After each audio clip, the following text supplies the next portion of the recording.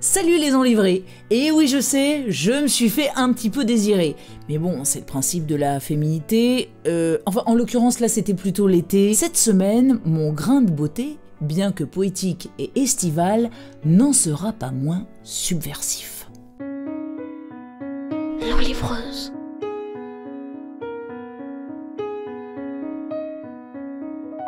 Tombeau pour une touriste innocente. C'est le titre du poème de Philippe Muret, extrait du recueil Minimum Respect, que je vais vous lire aujourd'hui.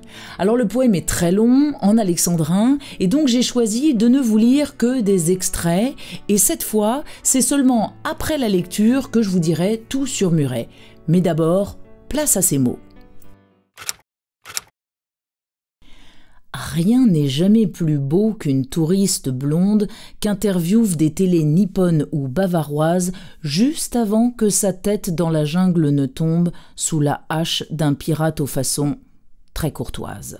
Elle était bête et triste, et crédule et confiante. Elle n'avait du monde qu'une vision rassurante. Elle se figurait que dans toutes les régions règne le sacro-saint principe de précaution. Point de lieu à la ronde qui ne fût excursion, rien ici ou là-bas qui ne fût évasion. Pour elle, les pays étaient terres de passion et de révélation et de consolation. Pour elle, les pays étaient terres de loisirs. Pour elle, les pays n'étaient que communion. On en avait banni les dernières séditions. Pour elle, les terres étaient terres de plaisir. Toute petite, elle disait avoir été violée par son oncle et son père et par un autre encore, mais elle dut attendre ses 31 balais pour revoir brusquement ce souvenir éclore. Elle avait terminé son second CDD, mais elle envisageait d'autres solutions. Elle voulait travailler dans l'animation, pour égayer ainsi nos fêtes de fin d'année. Elle cherchait à présent, et pour un prix modique, à faire partout régner la convivialité, comme disent les conseils en publicité. Elle se qualifiait d'intervenante civique. Elle avait pris contact avec plusieurs agences et des professionnels de la chaude ambiance. Elle était depuis peu amie d'un vrai artiste, musicien, citoyen, jongleur, équilibriste, grand organisateur de joyeuses sarabandes, le mercredi midi et aussi le samedi, pour la satisfaction des boutiques Godasland, créateurs d'escarpins, cubistes et nabis. Au ministère social des instances drôlatiques, elle avait exercé à titre de stagiaire l'emploi de boîte vocale précaire et temporaire. Elle en avait gardé un souvenir érotique. Elle avait découvert le marketing éthique, la joie de proposer des cadeaux atypiques, fabriqués dans les règles de l'art humanitaire et selon les valeurs les plus égalitaires. T-shirt André Putman et gabardine de Stork, et pendentif Garouste et pochette d'Aristorque, soquettes respectueuses, amulettes charitables, objets de toutes sortes et toujours admirables. Étoiles alternatives et broches tolérance, et bracelets vertu et tissus complaisance, et blousons gentillesse et culottes bienveillance, consommation plaisir et supplément de sens. Café labellisé, bio humanisé, petit poulet de grain ayant accès au pré, robe du Bangladesh, jus d'orange allégé, connotation manouche complètement décalée, à ce prix seulement, loin des sentiers battus, du vieux consumérisme passif et vermoulu, sortons de l'archaïque rôle de consommateur pour s'affirmer enfin vraiment consommateur. Elle faisait un peu de gnose le soir venu lorsqu'après le travail elle se mettait toute nue et qu'ayant commandé des sushis sur le net, elle les grignotait assise sur la moquette. Ou bien elle regardait un film sur Canal+, ou bien elle repensait à ses anciens amants, ou bien elle s'asseyait droit devant son écran et envoyait des mails à des tas d'inconnus. Elle disait « je t'embrasse », elle disait « je t'enlace », elle faisait grand usage de la touche arrobase, elle s'exprimait alors avec beaucoup d'audace, elle se trouvait alors aux frontières de l'extase. Dans le métro, souvent, elle lisait Coelho, ou bien encore Pénac et puis Christine Angot. Elle les trouvait violents, étranges et dérangeants, brutalement provoquants, simplement émouvant. Comme toutes les radasses et toutes les pétasses, comme toutes les grognasses et toutes les bécasses, elle adorait bien sûr Marguerite Duras. De cette vieille carcasse, elle n'était jamais lasse.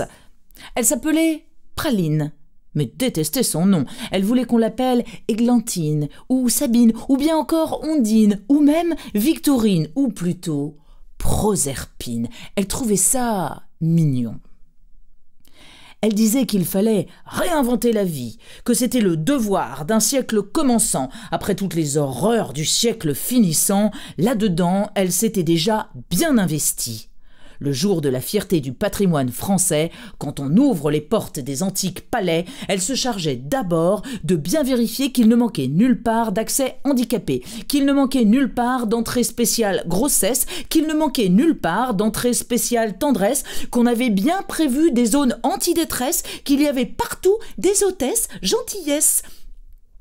Faute de se faire percer plus souvent la forêt, elle avait fait piercer les bouts de ses 2 seins par un très beau pierceur, sans nul doute canadien, qui des règles d'hygiène avait un grand respect. Elle croyait à l'avenir des implants en titane, phéromones synthétiques pour de nouveaux organes. Elle approuvait tous ceux qui aujourd'hui claironnent, des lendemains qui greffent et qui liposuctionnent. Faute de posséder quelque part un lopin, elle s'était, sur le web, fait son cybergarden, rempli de fleurs sauvages embaumées de pollen. Elle était cyberconne et elle votait Jospin. Elle avait parcouru l'Inde, le Japon, la Chine, la Grèce, l'Argentine et puis la Palestine, mais elle refusait de se rendre en Iran, du moins tant que les femmes y seraient mises au banc. L'agence opérateur de l'avenue du Maine proposait des circuits vraiment époustouflants. Elle en avait relevé près d'une 40aine, qui lui apparaissaient plus que galvanisants. On lui avait parlé d'un week-end découverte sur l'emplacement même de l'antique Atlantide. On avait évoqué une semaine à Bizerte, un pique-nique à Beyrouth ou encore en Floride. On l'avait alléché avec d'autres projets. Une saison en enfer, un été meurtrier, un voyage en Hollande ou au bout de la nuit, un séjour de 3 heures en pleine Amazonie, 5 semaines en ballon ou sur un bateau ivre, à jouir de voir partout tant de lumières exquises, ou encore 15 jours seul sur la banquise avec les ours blancs pour apprendre à survivre. Elle est morte un matin sur l'île de Tralala, des mains d'un islamiste anciennement franciscain, prétendu insurgé et supposé mutin, qui la viola 2 fois, puis la décapita. C'était une touriste qui se voulait rebelle, lui était terroriste et se rêvait touriste. Et tous les deux étaient des altermondialistes, leur différence même n'était que virtuelle. C'est délectable, c'est cynique à souhait, j'adore. Tout Muret est dans ce poème. Sa férocité joyeuse, sa critique acerbe, sa virtuosité baroque, mais aussi, comme souvent chez lui, une facture assez classique.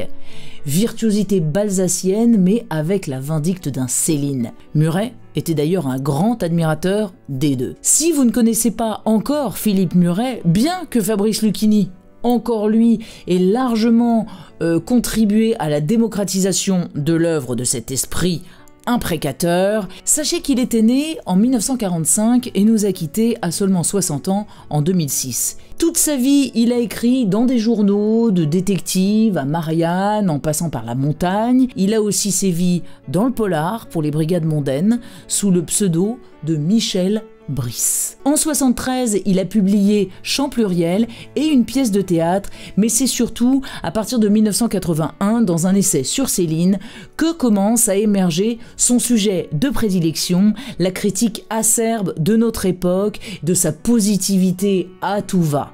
L'Empire du bien est publié en 1984, Muret dénonce la mort qu'on occulte, le politiquement correct, la festivisation du monde qui engendre ce qu'il appelle l'homo festivus, les mutins de Panurge qui érigent la contestation comme une nouvelle norme et comme l'instrument du pouvoir. Et ça, Dieu sait si la pensée unique et les faux combats pour les causes acquises est une tendance lourde de nos jours. Je m'arrête là parce que sinon je pense que je vais perdre des copains. S'il fallait ne retenir que 3 livres de Murray, je vous dirais L'Empire du Bien, Désaccord parfait et Minimum Respect, paru aux Belles Lettres en 2003. Minimum Respect, dont 10 poèmes ont d'ailleurs été mis en musique par l'artiste Bertrand Louis dans son album Sans moi. C'est un extrait du disque en question que je vous conseille vivement pour découvrir Philippe Murray par ses poèmes. Quant à moi, si vous voulez continuer à me découvrir, eh bien, abonnez-vous, s'il vous plaît. Et bande d'Homo Festivus, je vous dis à la semaine prochaine et en attendant, enlivrez-vous!